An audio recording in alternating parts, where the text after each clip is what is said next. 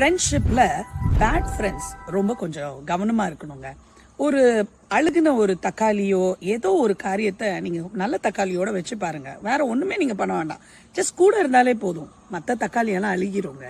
நல்ல தக்காளியா இருந்திருக்கும், முந்தின நாள் பார்த்துருப்போம், அடுத்த நாள் பார்த்தீங்கன்னா அவ்வளவு அழுகிரும். அதனால bad friends bad intentions, negative energy கொடுப்பாங்க, உங்களை கீழே தள்ளிட்டே இருப்பாங்க, உங்களை மட்டம் தட்டிட்டே இருப்பாங்க, உங்களை தப்பான பழக்கத்துல கொண்டு போவாங்க அப்படின்னு சொன்னா கண்டிப்பா you have to come out of this friendship. இல்ல அந்த ஃப்ரெண்டோட நீங்க வாழ்க்கையில முன்னேற முடியும், எப்படியாவது அவனை திருத்தி கொண்டு வர முடியும்னு நீங்க நினைச்சீங்கன்னா உங்க டைமை நீங்க வேஸ்ட் பண்ணிட்டு இருக்கீங்க.